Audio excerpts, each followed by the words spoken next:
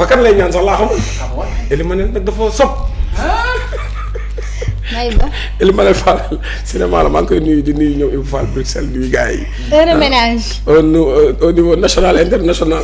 waaye yéen looloo xoon takk suuf la. mais yéen gisoo du si wax mais yéen Elmat yéen loolu leen ma sonalee. dëgg soo ba léegi dëkk bi di ma woo naan ma dégg nañ Elmat nee na lii nee na la man leen no Elmat sama noonu la bàyyi leen ko mu wax. takk suuf la waxoon naa leen ko ci suba ni leen takk suuf la du ci wax. mais maa ngi leen di nuyu di leen sant di nuyu suñu mbokki internet yëpp.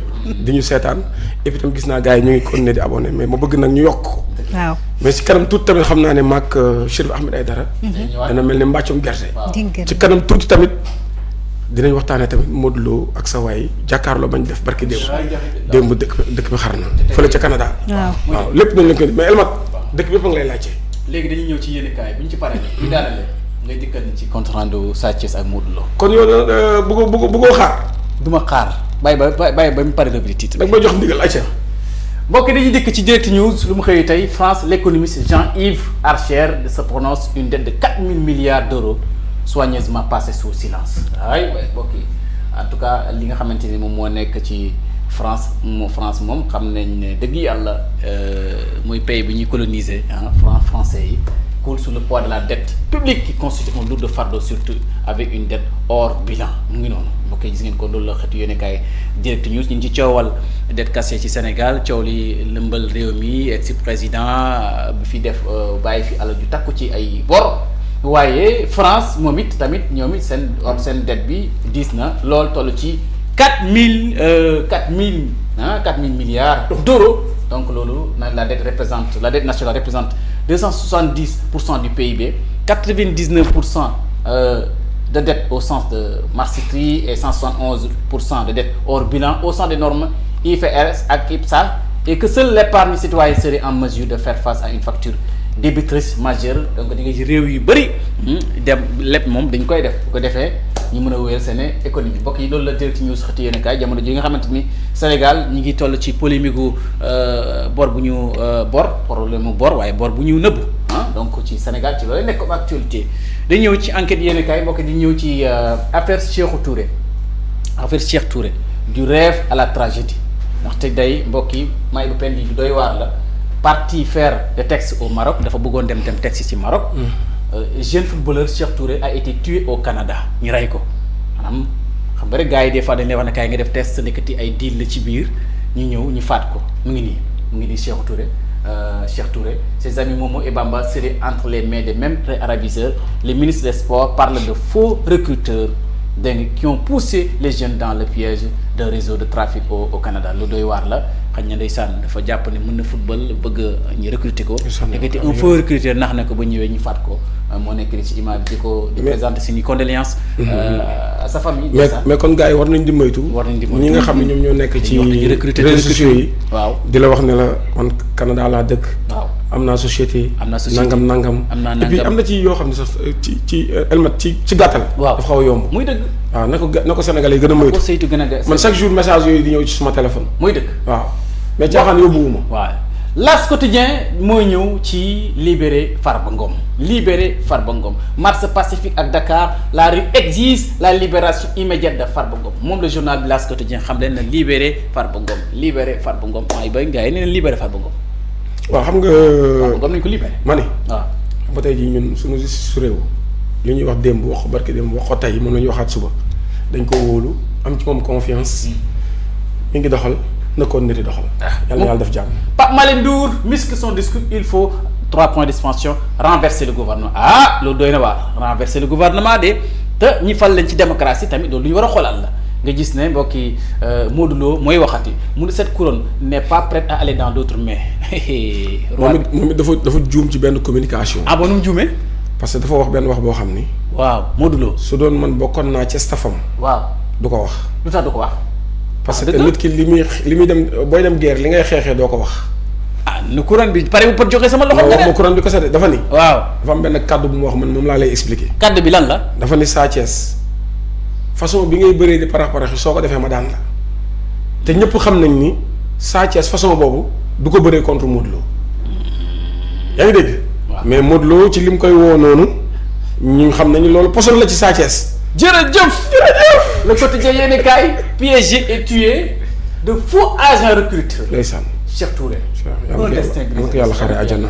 le gardien du but ndeysaan da doon góolu gardien du but 17 ans jekk loolu ndeysaan.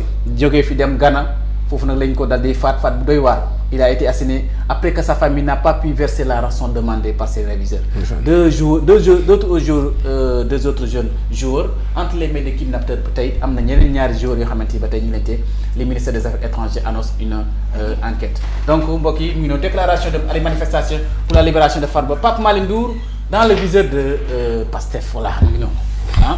Nouvelle saisie de cocaïne mbokk yi douane mujj na jot 115 kilogrammes de doy na war de cocaïne ak Kalifourou ah nga ndeysaan gis ngeen président de communication traditionnel Abdou Aziz Mbaye mujj na génn àdduna yàlla na ko suñu borom yërëm suñu comme moo nekkoon suñu président ñun communicateur yëpp moo nekkoon yàlla ko yàlla xaaree aljana yàlla yokk leeram di ko jaale waa kër Seydi Hadji Malick yëpp jërëjëf di ko jaale xadara bi yàlla ko yàlla xaaree aljana yokk leeram mu nekkoon ku baax ku mën a solu ku mën a wax lu baax ku mën a nas ñu ne ba suñu papa Xaalis Mansour moo ko joxoon lengey ne ko mu doxal muy doxal bu rafet dëgg la yàlla ko yàlla xaaree aljana yokk leeram nekk nit ku baax vraiment exemple waaw Sénégal ñàkk na ko rëy dëgg la les échos yéen kaay ñoo ci fourniture de bobine thermique l'ordonnance encore freinée dans un marché donc ça demande de poursuivre un marché de 230 millions de francs CFA rejeté nañ ko avant l'ARCOP la DCMI avait bloqué l'ONAS donc l'ONAS ba tey ñoom it ñu ci ay jafe-jafe ci par rapport ak seeni marché pour la libération de Farba Ngom une mobilisation exceptionnelle et des discours de feu voilà ndax gars yi mobilisé nañ wante discours yu am yu tàng ñoo fa jógee ndaxte ñi doon ñaxtu wax nañ ne dañuy dem vitesse supérieure bu fekkente ne bàyyi yuy Farba Ngom Pape Malick Ndour il nous faut créer un gouvernement de transition loolu la Pape Malick Ndour wax Abou Diallo wax ko ne ko sa famille a gardé sa dignité face à l'injustice contrairement aux femmes de Sonko Abou Diallo ban na tooñ de Abou Diallo na bàyyi di soxna Sonko bi waaye Abdou Mbow ne ne s'endetter à garder Farba en prison est une tentative d'assassinat donc mu ngi noonu gars yi seen mots yi ñu utiliser nekk na lu rëy ci même démocratie mbokk yi dañuy ñëw ci Le Soleil yéen kaay mooy wax ni exemption de visa accord sur des programmes développement santé agriculture président Bassirou Diomaye Diakhar Faye ak njiiti réew mu Rwanda tënk nañ ay accords yu ama solo mbokk yi mu ngi ni ci journal bi si ngeen ko nii le président Erdogan sur le partenariat Turquie-Afrique il est stratégique et fondé sur une vision à long terme donc mbokk yi mu ngi noonu ngeen gis ne ba tey njiiti réew mi président Bassirou Diomaye Diakhar Faye mu ngi wëral diplomatie bu Sénégal mbokk yi dañu ñëw ci l'évidence yéene kaay dette des entreprises parapubliques ak dette publique mu ngi noonu Macky Sall défendu par un collectif boobu nag ñi défendre Macky Sall ci dette cachée bi mooy le collectif des amis de Macky Sall. ñoo lànk bañ ne accusation teg ci Macky du tëgg te loolu vraiment duñ ko nangu waaw mooy xaritu Macky Sall yi ñu ne loolu amul. ses amis. waaw ses amis. marche à Dakar pour la. Macky am nay xarit. ah am nay xarit. am nay xarit. Macky am nay xarit collectif des amis la tudd.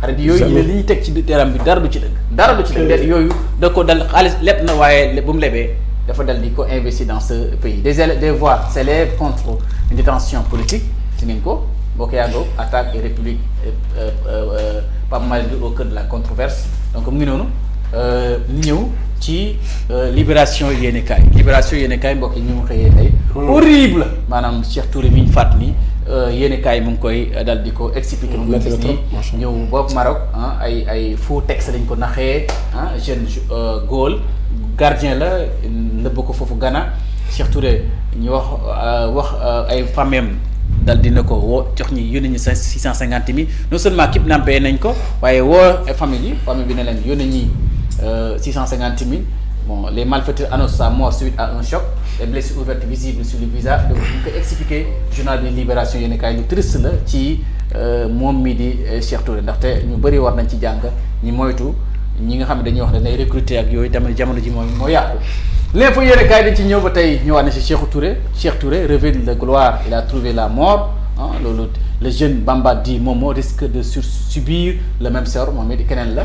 Donc la maire, nouvelle salle de soins à ciel ouvert à Gym, la nouvelle thérapie des Sénégalais, immersion dans les hôpitaux aquatiques où redonner l'espoir de patients souffrant d'arthrose de sciatique ou de séquelles d'AVC. Alors mu ngi ni ci journal bi Guédé villa 200 hectares de rizières engloutis par les eaux. mais da ko wolofal. mu koy wolofal. da ko wolofal. L'Observateur yéen kay ñëw na ci lettre bu ñuy adressé ci ministère des finances et de la Cour des comptes Macky Sall moo ko defoon. yónni ministère des finances benn courrier yónni Cour des comptes benn courrier waaye ki nga xamante ni moom mooy avocat wu Macky Sall jiite ko di ko wax maître Pierre Olivier ñëw na contre attaque ci li nga xamante rek mooy li ñuy dégg ci dette boobu ñu wax moo nekk ni ci journal bi ndaxte mu ngi xaar réponse ci ñaari lettre yi ni mbokk yi bu ñu jógee ba tey ci enquête yéenekaay l'Observateur yéenekaay dañu ñëw ci l'entretien faute d'Omar Pène mu ngi nettali ci journal bi l'Observateur yéenekaay forte mobilisation à Dakar li ñu fi gisoon mooy Farba Ngom ñu koy jàppale ñoom ñëpp ñu ngi réclamer la libération de Farba Ngom loolu journal bi l'Observateur dal di ci ñëw bu ñu jógee ci l'Observateur dañu ñëw ci point actu mu ngi xëyee débat sur la dette cachée maanaam waxtaan wi ñuy jëmale ci bor bi ñu nëbbu waaw ñi nga xamante ñooy xaritu Macky Sall ci ñi ngi koy défendre lan lañ koy défendre ñi ne li ñuy wax ne ñoom ñooy wax de waa xaritu Macky Sall ñi ne li ñuy tuddee bor bu ñu nëbbu loolu du lenn lu dul bor bu ñu nekk lu normal ndaxte bor yooyu dañ ko doon financé ci Petrosen di ko jàppale Senelec di si jàppale Sogipac di si jàppale Air Sénégal di si jàppale SAR di si jàppale CDC yëpp ay bor yoo xam ne dañ ko indi woon ci réew mi pour jàppale société yii. waaw dañ ko am abbu pour investir pour développer réewum Sénégal ba tey xaritu Macky Sall ñu wax mu ne Macky Sall dafa abbu pour construire mais pas pour consommer Macky Sall dafa abbu pour développer mais pas pour endetter réew mi. mais Elman. naam. mais tudd nga fi ay entreprises yoo xam ni. waaw su fekkee dañoo ab xaalis pour ñooñu. waaw entreprise yooyu bi ñu abbee xaalis ci la gën a métti de. day gën a métti de. non ci la gën a métti. ci la gën a métti. waaw. Air Sénégal chaque jour nit ñi di jooy mënuñu sax yóbbu nit ñi màkk aller retour bu normal jënd nañu avion ñu ne la dañu loué. waaw ni ñu loué. waaw léegi nag xaalis boobu loo ci mën a tuddee ay Air Sénégal ak entreprise yu mel noonu. ñu war a xolaat la. am na yoo xam ne moom les amis de Macky la. il faut les bien regarder. Déclaration à la marche pour la libération de Farba Ngom Pape Malick Ndour pris dans la controverse donc dafa mën a njàmm ne dafa juum foofu li mu wax dafa waru ko woon a wax réew mi quotidien dañ ci ñëw réew mi quotidien yéen kaay ñëw nañ ci retombée de la visite de Diomaye à Kigali à Nairobi tukki njiiti réew mi di ngeen accord yi mu signé relation bilatérale renforcée njiiti réew mi mi ngi dal di voyager ci dëgg yàlla ci bitim réew di xool ay accords yi mu signé ak yeneen njiiti réew décès d'un bébé à l'hôpital de Diourbel. Le procureur ouvre une enquête pour négligence médicale lii dëgg yàlla benn xale bu benn bébé buy dal di génn àdduna ci hôpitalu Diourbel waaye procureur ne du bàyyi mu sedd foo ñu indi ci ubbi na ci une enquête pour négligence médicale lan lañ seetaanee ba xale bi dal di faatu mbokk yi bu ñu jógee ci réew mi quotidien yéene kaay dañuy ci source A mort par négligence moom laa doon wax léegi de nouveau-né devant l'hôpital régional de Diourbel waaye directeur de l'hôpital parle vendredi dernier Astou Ndiaye s'est rendu au dispensaire de Diourbel pour expliquer na li nga xamante ni moom la tukkee compte rendu baa ngi nii ñëw ci Bourguiba accueille des milliers de manifestants pour la libération de Farba Ngom donc le maire des Agnam fait foule mu ngi nii ci ngeen ko journal bi moom la journal bi di xeetu yéenekaay xëyee tey ci source A mbokk yi bu ñu jógee ci ñëw ci Sud Quotidien mu ngi wax appel au renversement du gouvernement la polémique s'installe voilà la polémique s'installe ji nga ko appel au renversement du gouvernement li nga xamante ni moom mooy li kàddu yi Pape Malick Ndour wax ministre de la culture Amadou Ba naqarlu na ko président de la majorité parlementaire Ayib Daffé naqarlu na ko dafa accuser ancien ministre de la jeunesse muy Pape Malick Ndour d'avoir franchi la ligne rouge woote coup d'état li Pape Malick Ndour def lu lenn muy woote def coup d'état donc moo waral coow li mu ngi noonu ci journal bi dal di ko xëy alors prix des denrées alimentaires Serigne Gueye Diop bu ñu dénk ministère bi nee na dañ ko wàññi dana annoncé na nee na wàññite dana am maître Amadou Ali Kane sur la possible mise en accusation maanaam toppi Macky Sall ci devant la haute cour de justice mun aucune loi pénale ne prévoit une sanction en cas de haute trahison voilà kii dafa mel ni nga jéem a défendre Macky Sall nee na haute trahison daal amul benn loi bu ko préparé voilà maanaam li ñu nar a fas yéene toppee. ah bon waaw mu ne aucune loi pénale ne prévoit une sanction en cas de haute trahison. mu ngi noonu. xam naa ne gars yi dañ ko jéem a lijjante jaarale ko ci assemblée nationale. gars yi dañoo jàng comme moom après. tribune yéene kay. gars yi dañ ko xool. dañ ko xoolaat de. parce que gars yi dañoo def ay banc comme moom. dañ jàng. tribune yéene kay buggaan ngay dañ mu ñëw na procédure de mise en accusation de Macky Sall Alioune Tine de mu ngi mettre en garde Diomaye. moytu leen.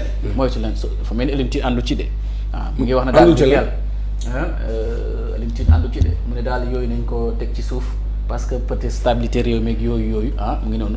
am na ci xam ne ànduñ ci maître Amadou Ali Kane moom laa doon wax léegi de moo nekk nii mu ne lii daal du lenn surtout manœuvre politique ginnaaw bu waxee ne code pénal bi prévoir ko donc fa mel nii ñoom Alioune Tine ak ñii ànduñ ci lii Pastef bëgg a def. c'est que mooy nag moom il faut mu xam tamit ne waa Pastef duñu ay politiciens. ay Pastef duñu ay politiciens. waaw ñoom dañu nekk si jubal jubanti. ay liggéeykat lañu ay acteurs lañu le développement.